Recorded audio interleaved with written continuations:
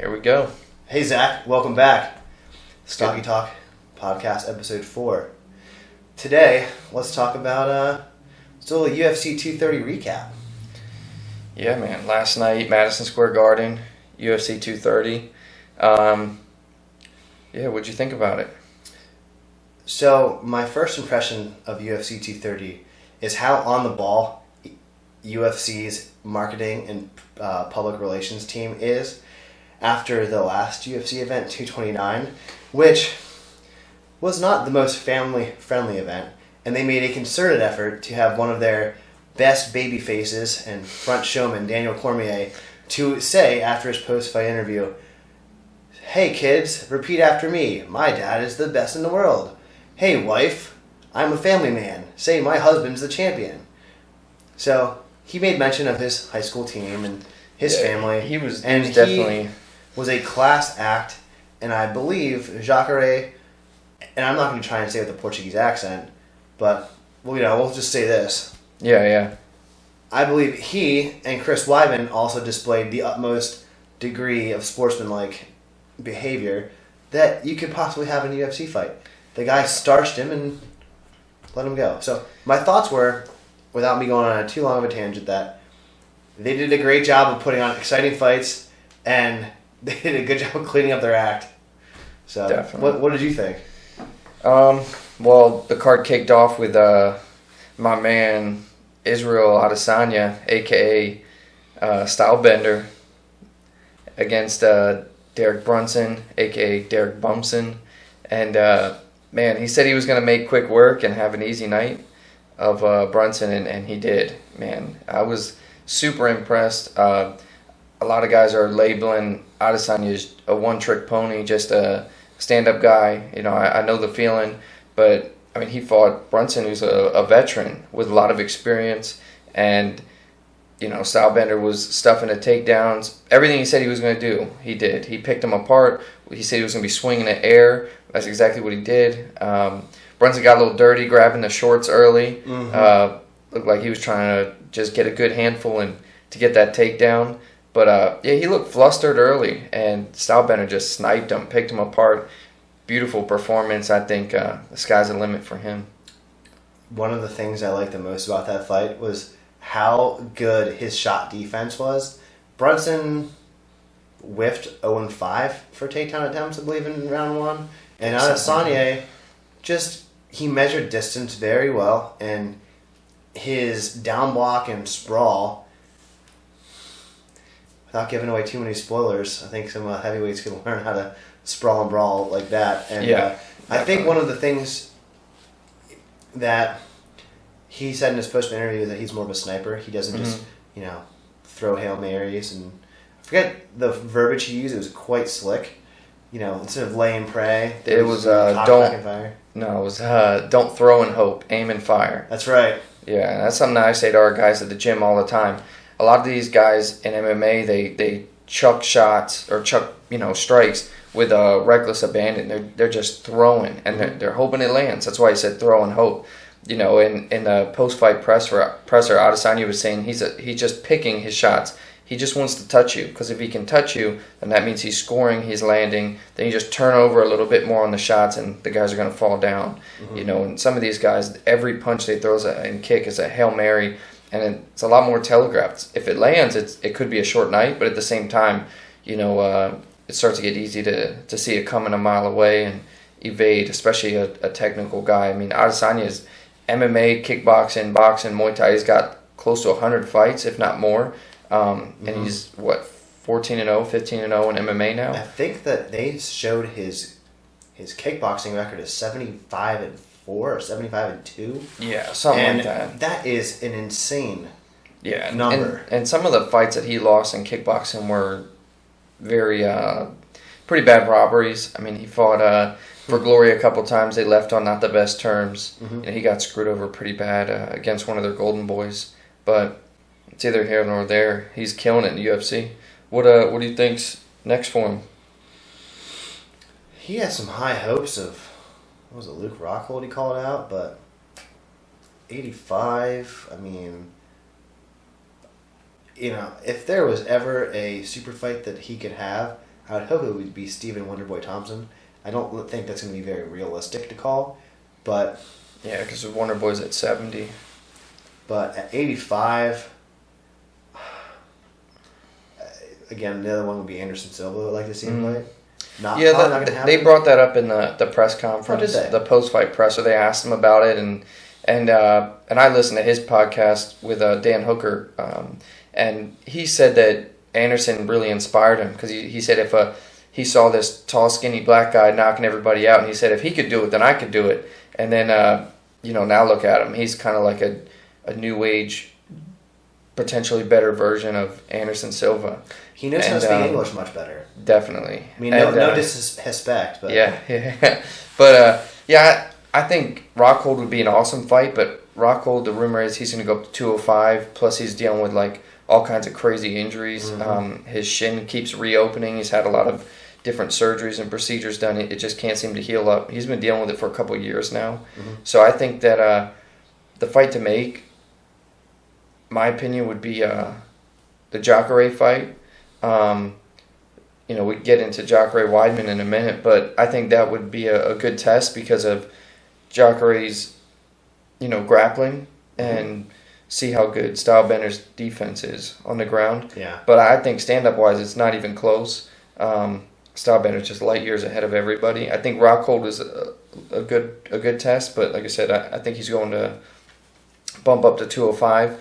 And Stylebender and Dana White also said as well that he could be a potential fill-in if the main event for the championship, I believe in January or February, I'm not sure, between Kelvin Gastelum and Robert Whittaker. If one of them falls out due to injury, Stylebender could potentially slide in. Jacare is a little bit higher on the rankings, but Jacare's already lost to both of those guys. So it doesn't necessarily make sense for him to get in there. No one's really clamoring for that. And Stylebender's a hot topic right now. A lot of people want to see him fight.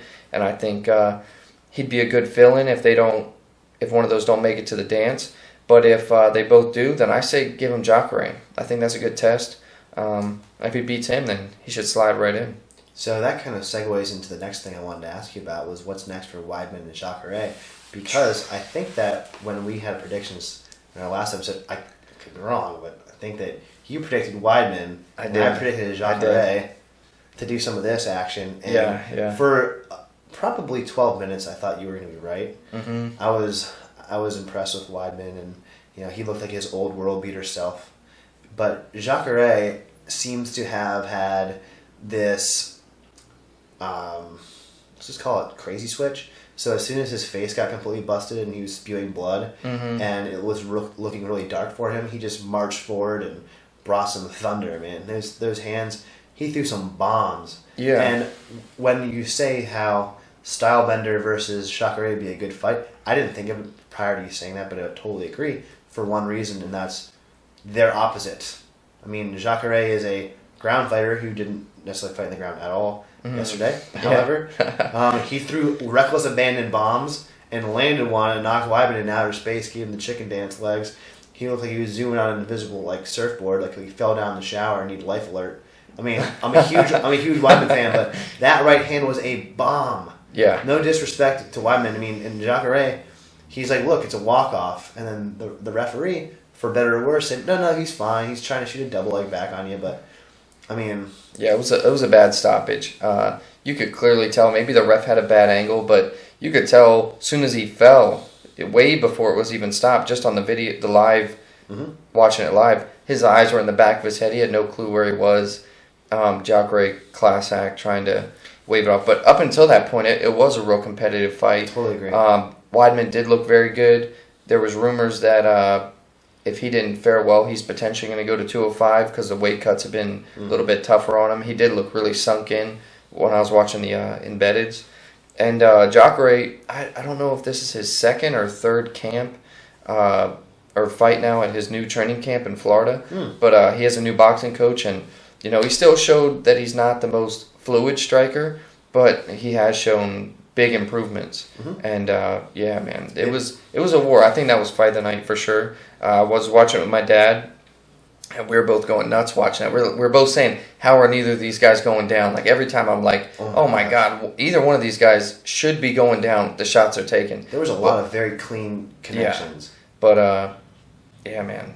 Jacare landed that bomb. Speaking of which, I don't remember, the exact... There was a Welsh fighter and a very Christian American fighter in the first fight of the main card. And The first fight of the main card was Stylebender. Then I'm completely wrong. Then maybe it was the prelims. It was the last fight of the prelims. Okay. And what basically happened was that there was, tale of time. Tall, lanky striker against sort of a fluffier, shorter, but super tough guy. And this guy took, no disrespect in not remembering his name, let's call him the Welsh Brawler.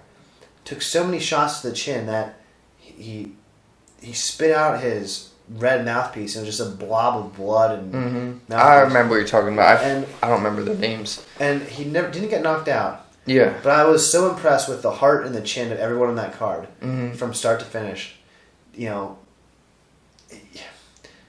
Anyway, I'm getting a little emotional over here about it. It was quite inspiring. Yeah, it was a good scrap. I think what's next for Jacare, I think give him Stylebender. If not him, then I'm not really sure because Stylebender's a hot prospect on the rise, looking to take what Jacare's been working for, and Jacare could show that he's still hanging around. And for Weidman, I'd love to see him go to 205. Leave the weight cutting for the younger guys, and as you get older, it's a little bit harder to cut weight. I think you should bump up and give it a run at 205. Totally agree. So, speaking of bumping up and old age and how no one's a spring chicken anymore. Speaking of fried chicken, DC versus Derek Lewis, the Black Beast. What do you think? What is the impression of not just the ramifications of what happened in the octagon, but what does that mean for the heavyweight division? I think the fight itself went exactly how a lot of people thought.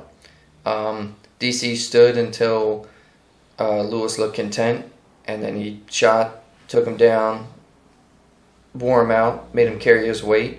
Round 2 did the same thing. As soon as Lewis went to open up, he shot down, classic DC style, and forced him to make a mistake and took his back and choked him. I believe we both called that, but I'm not 100% sure. But agreed. Yeah, it was no. I think a lot of us saw that coming. Yeah. I didn't want to see either guy lose, but because DC's at the end, I think that of his career potentially, so he's going to retire in March. Then I'm glad he won. As far as what's next for the heavyweight division, Lewis just fought back-to-back. I think we're not going to see him fight until the spring or early summer. I think he's going to take some time off. He said he's going to go on a Disney cruise with his family. He said it's pretty expensive, but after this fight, he can afford it. So I'm sure he got paid well, and I don't think he's hurting for money. So I think he's pretty happy right now. Besides losing the fight, for DC, I think all that's left is that Brock fight. I don't think that he's going to fight Jones. I don't think Jones is going to go to heavyweight. And I definitely don't think DC weighing in a little bit north of 250 that he's going to cut back down to 205 unless there's a towel involved that he could use to help him make weight. But Jones in the press conference that they had the day before was saying that he doesn't think he would even go up to heavyweight. He said he already beat DC twice. He's just going to reign the 205 division. I think that's smart. I don't think there's anyone at 205 that could beat Jones. So I think he's going to stay there and just pick those little bit easier matchups apart and let DC get a big payday against Lesnar and ride off. And then who knows what's next? Probably chaos.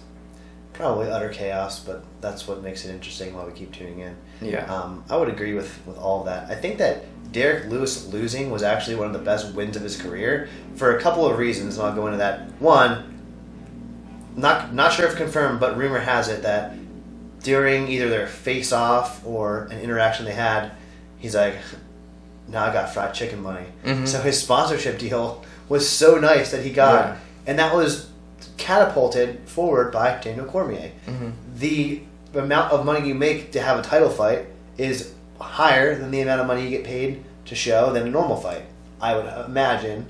So he got paid more than he's probably ever gotten paid for that showing. Yeah. So to get big paychecks twice in a month in 30 days or 45 days is pretty sweet for Black Beast. Yeah. And so the monetary value drastically increased by catapulting him through getting fan exposure by being the people's champ. Everyone loved him. The other thing was the spread on that fight. He was the biggest underdog in a UFC heavyweight championship bout ever. That's crazy to think about. So that's cool. And then he also realized, okay, well, here's what I'm weak at, and that's sort of takedown defense and wrestling technique. And everyone can improve, but it was a lesson that he didn't need to get viciously knocked out to learn. Mm-hmm. So it's a humane way to put him down. And he didn't get too gassed out in this fight like he has in previous fights. And in the post-fight presser, he even said, he felt good. He said, I wasn't real tired. He said, I lost just because he had more tools. Mm-hmm. And, and I thought so too. I thought he looked pretty good. He seemed composed in between rounds 1 and 2. He wasn't huffing and hanging over, gasping for air. He looked pretty confident. So he probably realized that maybe if I train more than 30 minutes a day, I can actually fight a little bit harder. But I think it was just a style matchup. I think that there's a lot of really good matchups in the future for Lewis and DC. I'd like to see him just do that Brock fight and sail off. And the Brock Lesnar fight, I think, would make sense for DC in the respective, if we're matching styles and tools versus one another. Because, how's Brock Lesnar going to just out-wrestle DC? Don't see it happening. Not with USADA. Not with USADA. If Brock Lesnar only has 15 pounds over DC, and DC is a very happy 251-pounder, because his technique is he's the heavier version of Khabib when it comes to takedown finishes and top pressure and playing it safe and just staying in very good positioning. There's some grapplers that are, high risk, high reward. It almost seems like DC never takes a risk when it comes to grappling. Yeah, he's perfect on just getting to a dominant position, making guys carry his weight. He's figured the game out to a T for his body type, and I think that fight, man, Brock Lesnar's huge. He has the biggest freaking hands that have ever been in the UFC. They got a custom-made gloves for that guy, but they look like the size of kids' lunch pails. Yeah, dude. When he hit Randy Couture, man, I just felt bad for that old man. But I think DC's just so much faster, and his conditioning is so much better. And again, I can't say it enough. With USADA being around, I just don't think that Brock can keep that pace that DC can keep. And I think if that fight really does happen next, probably in hopefully February, early March, then I think DC wins probably TKO within 3 rounds, probably round 3. I would say that he would win by knockout as well. I look at Brock Lesnar taking a low double leg from way outside and just catching an uppercut or being walked down against the cage. Do you think that DC could take Lesnar down? No. I think against the fence, I think round he could. 3.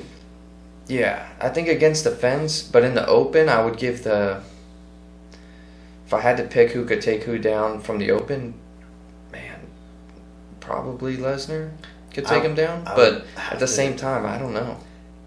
So I want to make mention of what Lesnar's collegiate career was like. Mm-hmm. He ran away from JUCO national championships. I think he wrestled somewhere in Montana. I know he reminds me of Sabretooth from the Marvel universe. He's from like Bumble F nowhere, Canada, like Alberta. Is that where he's from? Yeah, I'm almost positive, like Saskatchewan or Alberta, like northern plains of Canada, where the population is that of like the people in my block.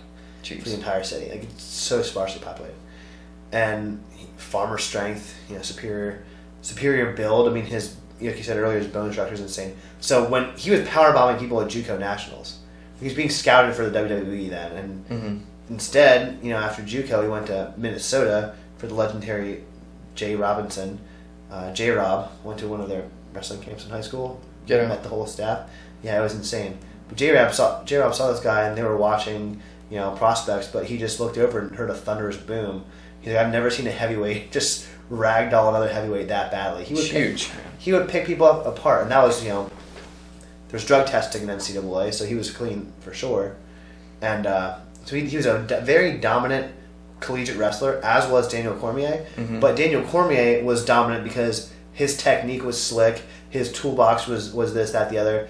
His conditioning was great. He would out-grind people, and he would slick people. Brock Lesnar was dominant for entirely different reasons because he was a man amongst boys. Yeah. So I'm also in the same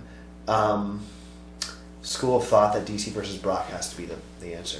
Yeah. I guess my next question is, what do you think that the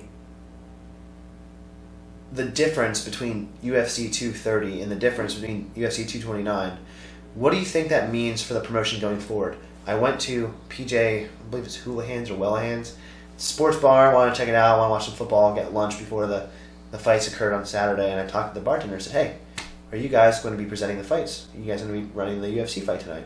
He goes, no, corporate doesn't want to run UFC because it's not family friendly. So as we saw with UFC 229, and I think that they're maybe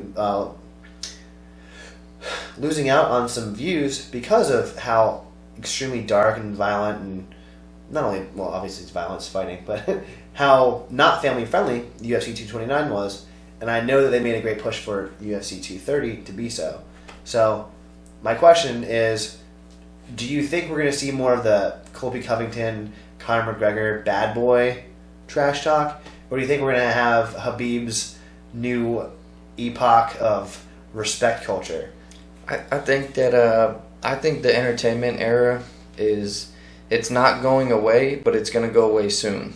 I think it's going to get back to more seeing who's the best, and then every now and again a little bit of shit talk and banter. But I think the entertainment era and hopefully the super fight era and shit like that, I hope it starts to die down. I think it'll take time, but I think it'll get a little bit slower. I think if they implement some new weight classes, that potentially the 65, then bump in 70 to 75, and maybe even a 95 down the road, I think that would bring back the super fights. But at the same time, I think if they just got away from the crazy shit talk and everyone trying to be like Conor McGregor and just get back to being true to themselves, I think it would be a lot better for the sport. But MMA, man, it's unpredictable, so I don't know. I don't really know.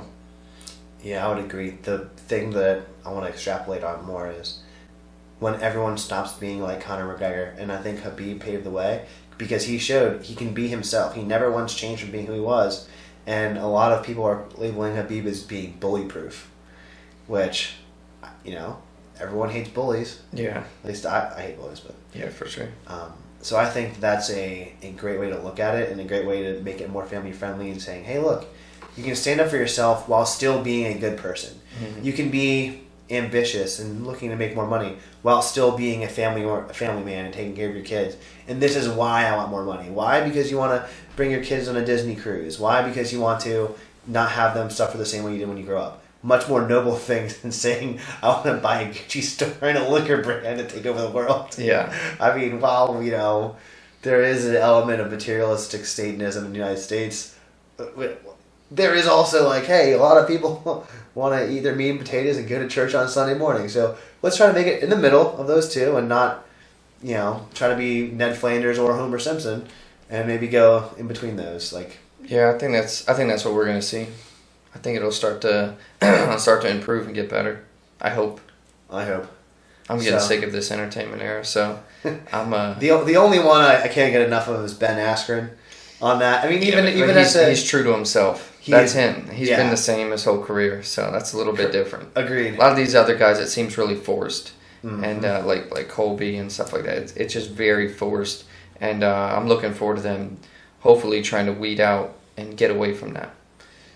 Yeah, one of my favorite screen pans while the event occurred was when they zoomed in on Stephen Thompson.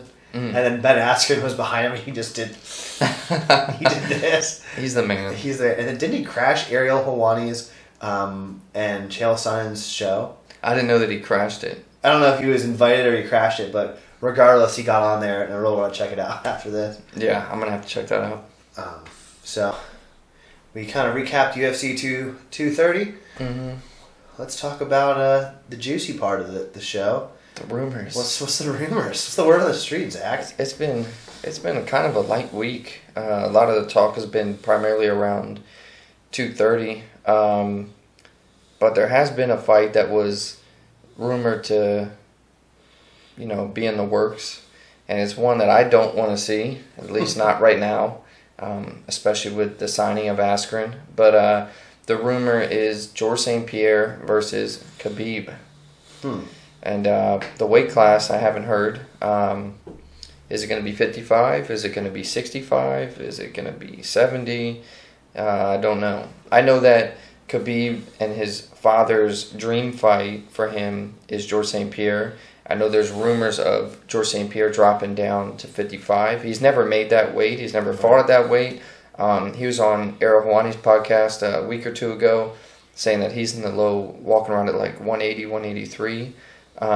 That's a tough cut to 55, especially with how lean Georges St. Pierre is. So maybe there is a 65 division about to happen. That could be the first championship fight. That'd be cool. But 55, I don't know if I want to see George at 55. But yeah, if that's the rumored fight, then and if they make it happen, I know I'll tune in. So I would love to see this, but I don't know about it right now. Yeah, because Ben Askren just joined the scene. Yeah, and let's look at this way too. Like Khabib is the guy that can pick the next shot. Mm-hmm. He's the one calling out Floyd Mayweather Jr. He's the one saying, "Hey Dana White, suspend me. I don't give." He doesn't give a crap. He's like, the other rumor I heard was he might be holding out negotiating for ONE FC. To go over to ONE FC and be just a superhero in Asia where there's a lot more respect culture going on there. Yeah. So let's make Khabib happy. I think everyone that's a United States MMA fan right now wants to see him fight more for the UFC. Mm-hmm. It's not a controversial claim to make. So if that's Georges St. Pierre and that's what he wants, then okay, from the standpoint of customer service, give Khabib Georges St. Pierre. People will tune in. But for me, I'm like, why so soon? Yeah. Why right now? And then I agree. And then I think, and that's definitely the rumor that's confirmed. Habib's can't put that out. Mm-hmm. Yeah. But I do know that I'm gonna go reference my good friend, Funky Ben Askren. He had a list on Instagram. I think I actually saved the image, but it was Ben Askren's shit list. Mm-hmm. Colby Covington was at the top. You sent that to me, yeah. Colby Covington was the top. Second one was, I think, Till. Third one was, Thompson was number 2. He's like, karate doesn't work on me. Yeah. I think fourth was the Diaz brothers. And they said, can't put down the pipe. Mm-hmm. And then, what was the fifth one? I mean, Till, one of them was Till and saying that he's a whiny entitled British baby. Till and Thompson. And the fifth one might have been GSP. And he just, I think for Ben Askren's point for GSP, no, it's Khabib. He says, I'm just better, simply put. Yeah. Okay, well, if you're going to say you're better at wrestling, and you're going to trash talk it in a friendly, respectful way, that to me, Askren versus Khabib would be a great fight to make too. And then you have Askren versus GSP would be a great fight to make. So there's this triangle, and it's like Ben Askren is that guy from, it could have been 16 Candles, like an 80s movie, with the boombacks on his shoulder in the pouring rain. I still love you guys, let me in. Yeah, it is a weird triangle with those three. I think that the only fight to make for Khabib is Tony Ferguson. I mean, he's earned that way. Let Tony get his shot. He's won 10 or 11 in a row. He's dominating guys. He's beaten former champions. I think they got to do Tony and Khabib, and then for the hardcore fans, and I think GSP versus Askren is the fight to make. I believe, I don't know if it's confirmed, but Stephen Thompson, I believe, is fighting Robbie Lawler. Kamaru Usman is fighting Rafael Dos Anjos. I'm gonna interrupt you. I'm gonna stop you. The rumor that I heard was that Robbie Lawler is number 1 for Askren. That's circulating, but I'm talking like almost a month ago. I heard that Thompson versus Lawler is going to be the first fight on ESPN, or one of the first fights when they start their new deal. These are all rumors. That's why the rumors are so juicy. But I would love that. I would love to see Thompson and Lawler fight each other. They're both coming off, a few decision loss, and both of them I think were coming off main event losses. But Thompson being Till and Lawler's being RDA, and then RDA's fighting Kamaru Usman. Darren Till supposedly is moving up to 185, but he's not sure if he wants to stay at 70 or not. I'd like to see him go to 85. Throw Till in there with Stylebender. Two strikers going at it. Till's huge. He could fit right in at 85, and I think he would do better at 85. So then you have Askren, and then Colby is rumored to be fighting Woodley. Woodley's Askren's teammate, longtime teammate. They're not going to fight each other. So the fight to make is George St. Pierre. But I think George St. Pierre, maybe he wants to try out this 155 thing. And, is it right that he cuts in front of Tony Ferguson, who rightfully deserves it? No, but the way the UFC does matchmaking, shit doesn't ever make sense anymore. Yeah, I'm hoping that they keep giving us content to make rumors about, because when you confirmed that it would be a rumor between Lawler and Thompson, and I was under the impression that the unfortunate welcome to the UFC match was going to be Askren versus Lawler. Mm-hmm. I hope you're right. I really do. I hope that your rumor is more close to reality than my rumor. Yeah. I mean, I would love that Lawler and Askren fight, but I think that's a real tough fight for Lawler, and I'd like to see him. I think him and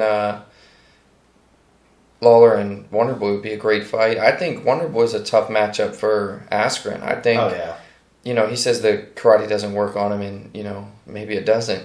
But I think I'd rather see Thompson and Askren than Lawler and Askren. But at the same time, if you want to see a real throw-down, drag-out war, then Thompson and Lawler's the fight to make. And George St. Pierre, I mean, he's not the best striker in the world, but he definitely has better striking than Askren. But the X factor has always been the wrestling. A lot of people were saying George St. Pierre is the best MMA wrestling a few years ago, and quite a few years ago. And then Askren is the self-proclaimed best wrestler in MMA. And then you have Khabib out there too. So if this 165 division really happens, I think that'd be the perfect lineup for those three. But it doesn't seem to be that 165 rumor hasn't necessarily been confirmed. Right. And even if it's denied, Dana White denies stuff all the time. Yeah, and then that doesn't mean anything. But confirmed is what we're looking for. Dana White on his own podcast said that they're not on the UFC Unfiltered podcast. He was a guest on there and just a couple months ago, and he even said on there that they're not going to do Jones versus Gus at 205 and strip Cormier of the belt. They even said they're not going to do that, and then it was like 2 weeks later they announced the fight. So I don't know what to take. I don't know what to take serious anymore. They like to keep us guessing, and that's it's unfortunate though. You don't see that you don't really see that in other sports, and I'd like it to be more cut dry, a little bit more pure than this. But I think they're just falling into this entertainment era a little bit too much. Right, and it's not too. It wouldn't hold up in court. No, I don't think so. No. Henceforth, we get to talk about the rumors and all the speculative bullcrap. Okay. But aside from that, it's been a fairly slow week for rumors. That was really just a big one. Yeah, I hope that Khabib stays in UFC. I hope that Khabib and GSP has a great fight that gets the press that it deserves. I hope that it gets more press than any McGregor fight so far, because I'm super biased in my affinity for watching wrestling.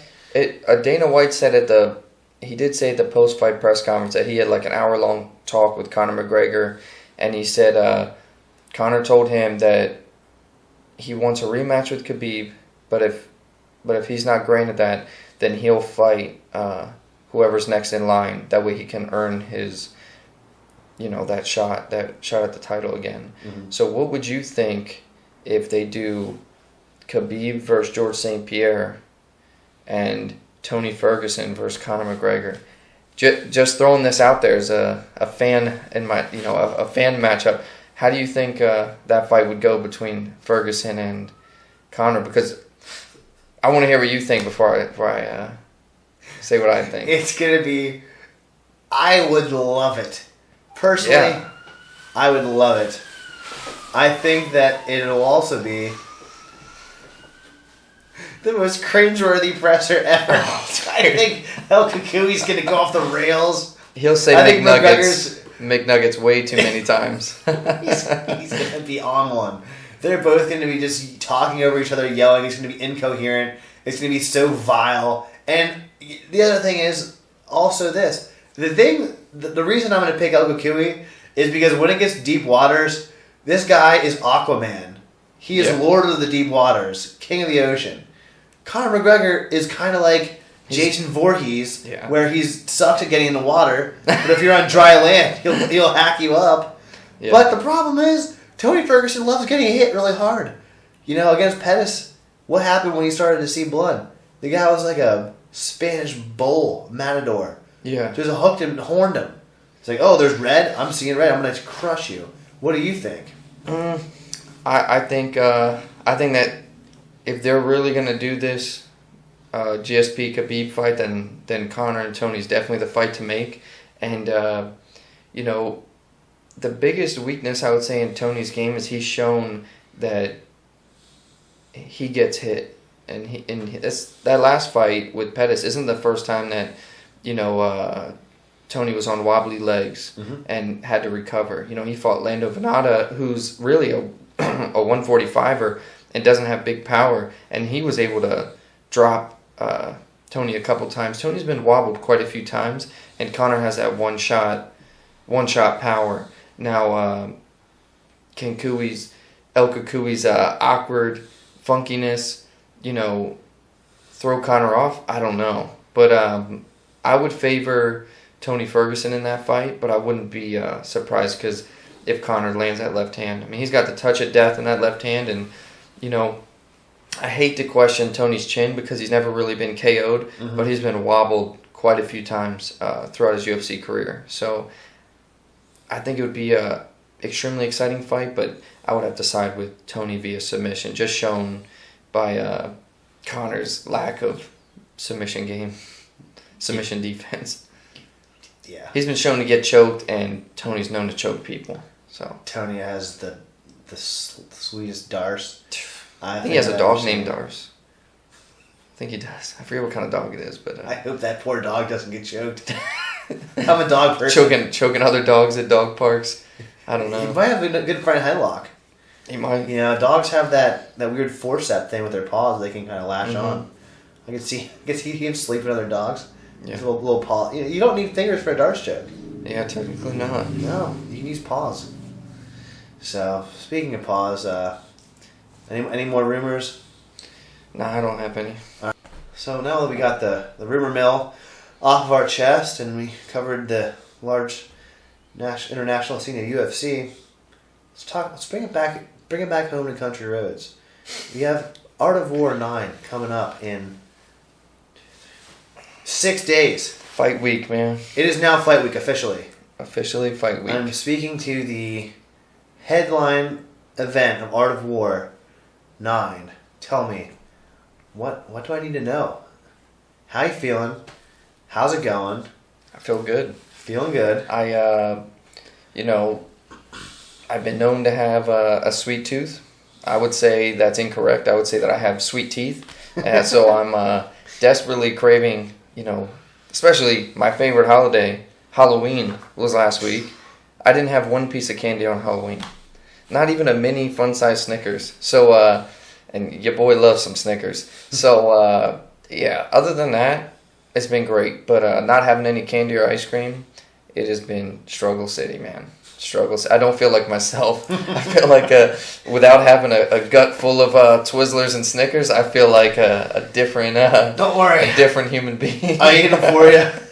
So next week I don't even want to after fight week passes and the fight passes, I don't even want to think or hear about the words chicken or broccoli for quite a freaking while, unless it's smothered in barbecue sauce or something like that. But other than the weight cut and the fight before the fight, as people call it, it's been great, man. It's been a fun camp. Me and the guys were just joking around the other day. Oh shit! That that left hand. That left hand's coming. It's like a missile. What was I saying? We're joking around that how fast the camp went. It went super quick, man. I feel like I say that every time, but this camp especially, it's been a breeze, man. It was fun. All the guys trained hard. I'm just looking forward to it, man. I'm looking forward to getting out there, headlining another event. This would be my 5th pro MMA fight, 6th pro fight overall, and it'll be my 5th main event. So another one down. Hopefully many more to go. I'm excited, man. I'm excited. That's awesome. Yeah, I came in and did a kickboxing class, Noble Kickboxing, on Friday. Yeah. Get a little sweat out before I filled up the pores with some other substance this weekend. And I needed to just clear the palate so I could just overconsume calories. And it's a great workout. And not only did I have a good time, it seemed like everyone that was in fight camp had a good time. Yeah. Super high energy, very positive. Everyone seemed healthy and happy. And typically, maybe it's the fact that I'm fat right now and not losing weight, but I remember every week before a fight, it was like stress and what's my weight like, and oh my God, you're overwhelmed with pressure. You were known to be one to cut it down to the wire as far as cutting weight. I never had a fight that was less than a 40-pound cut.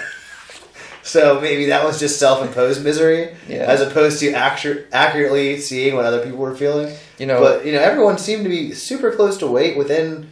I'm not going to actually give any secrets away, but pretty, very good close weight. Yeah, I think cuts. Out of everybody, I have the most to cut yet, and I'm not that far away. So everybody's either on weight or close to weight. Like I said, man, it was a good camp. Good vibes the whole camp. Training was intense, but still a lot of fun. It was pretty stress-free, injury-free. Unfortunately, Mike Serrano fell off the card, a few weeks ago with an injury. But aside from that, it's been a pain-free training camp. Little stressful for our buddy, the haircat. I was gonna say John Brennan. He was eyeing Ed Shoup for over a year. They were slated to fight each other before as amateurs, and it sounds as if lightning struck twice. Yeah, so Shoup pulled out yet again.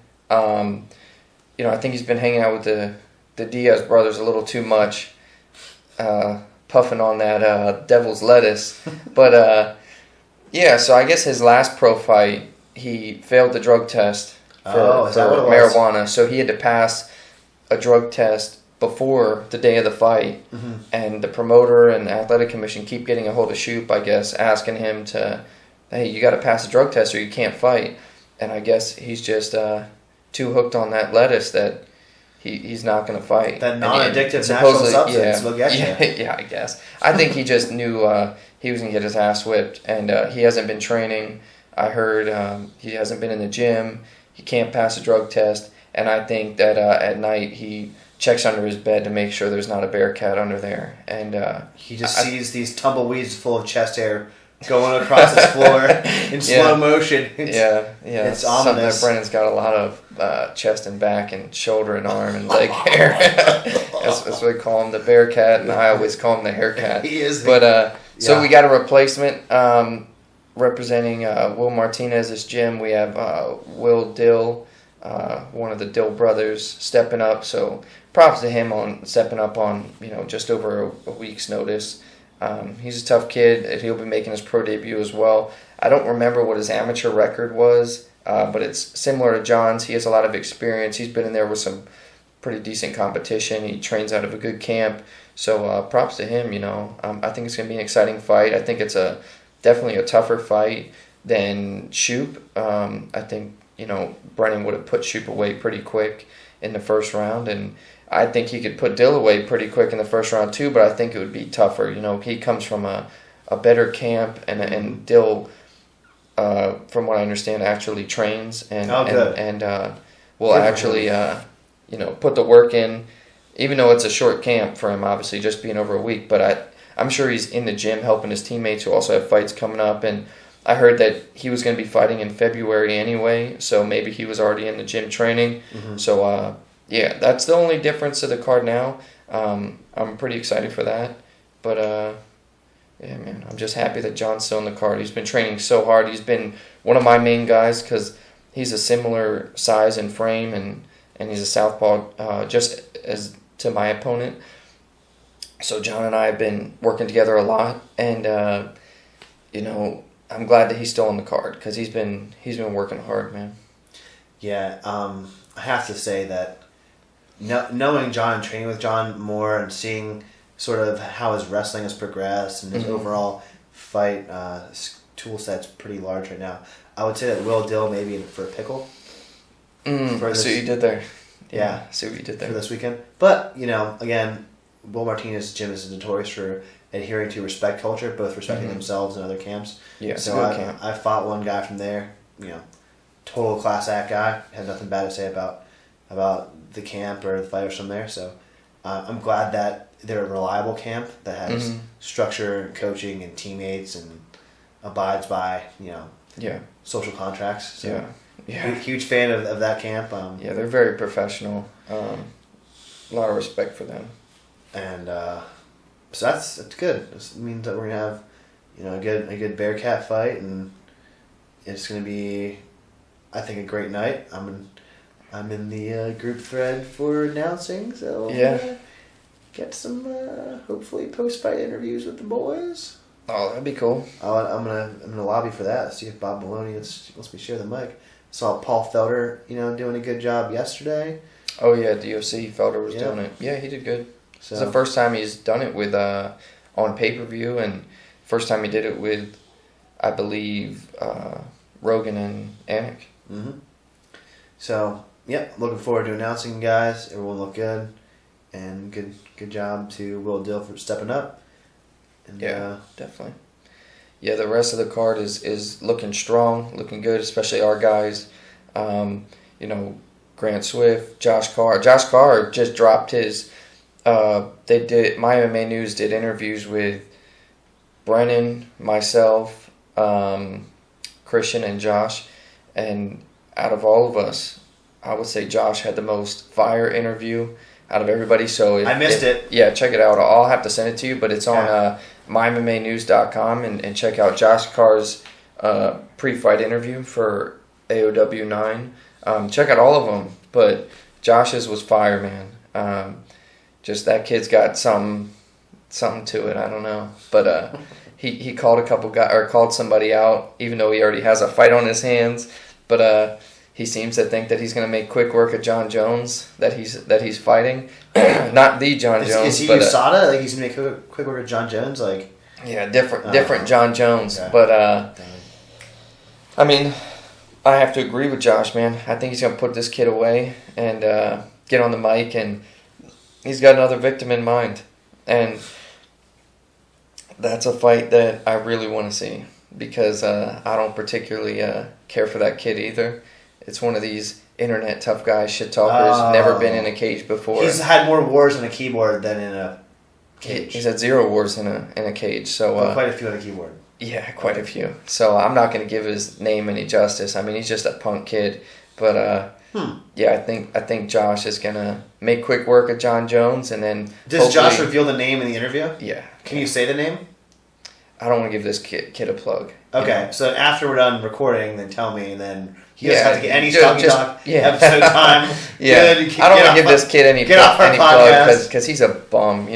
Cool. I mean, I've had fights, and my last fight, I fought 2 times in one night, or my last MMA fight. Yeah. It was a hard fight. I was respectful to the kid, and I get out the cage, and this random, he's not even an amateur because he's never fought before, and he's just some punk keyboard fucking chunky warrior, and he's look, I'm getting all worked up, man. But anyway, so the kid's like mad dogging me, and I looked at him, and I think he was like wanted a response, And I just got done fighting 2 times. I just got a fat check. I'm walking to the back, and I look, and right before I get in the locker room, this kid's got like his chest puffed out, and he's looking at me.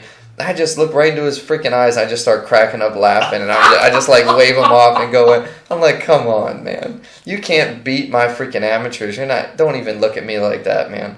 But yeah, it was Good. funny. So hopefully he gets a chance to fight Josh. But I honestly don't even think this kid will even fight. I think he's gonna stick to the spectators and the keyboards. He's not gonna go chasing waterfalls. He's gonna stick to those keyboards that he's used to. Yeah. As TLC once said. Yeah, for sure. But yeah, man. Cool. Check out the interviews on mymmanews.com. Shout out to those guys for always covering the events, and tune in on Saturday. So mymmanews.com interviews Saturday, November 10th, Spooky Nook. A different Spooky Nook, isn't it? The Spooky Nook? Is it the other one was Spooky- Lanco Fieldhouse, the old fights. The other one was at Lango Fieldhouse. This one's at not Lango Fieldhouse. Yes, I said Spooky Nook. It's at Spooky The Nook. weigh-ins Friday are at, shout out to your shirt, and sponsor of me. Yep. 551 West on, what is it, King Street? It's West King Street. West King Street. 551 West King Street. Mm-hmm. Probably, I want to say 5 or 5:30 p.m. on Friday. The weigh-ins will be there. So if you want to see all the guys square off and weigh in and, whatever I else. plan on leaving work at about 4:30 on Friday. You going to weigh-ins? Oh, yeah. Well, first I'm going to drive to my house, and then I'm going to Uber to 551 West. Oh, why? Because you Because need I want to drink and drive. I want to have a good time. You're going to hang out for a while? Oh, yeah. Yeah, I'm not. I'm just going to weigh in and that's- head home. That's my fight night. It's not my scene. That's my... I love 551, but, I'm going to bring... I'm not going to I'm going to bring hang out the with a media bunch pass. of... Yeah, I'm not going to hang out with a bunch of angry fighters. I don't like... I'd rather just get home and grub out. I'm going to grab out there, too. Yeah, Their I'm sure menu's you will. tasty. So, shout out to 551. Definitely. They just... Craig. rest in peace to the Brickyard. It's a sports bar downtown. But Craig did a great job of acquiring their liquor, so if you want to get some high-end liquor, go to 551. I know that's what I'm going to do. Craig knows what he's doing. So, okay, My MMA News, 551 West, Art of War 9, Spooky Nook. And Hit me up for tickets. Hit up Zach up for tickets. Do it soon. Very soon. I don't have many left. He's got -3 tickets, so get those. Cash in. All right. That's it. And Thanks, that's guys. See you next week. See you guys next week.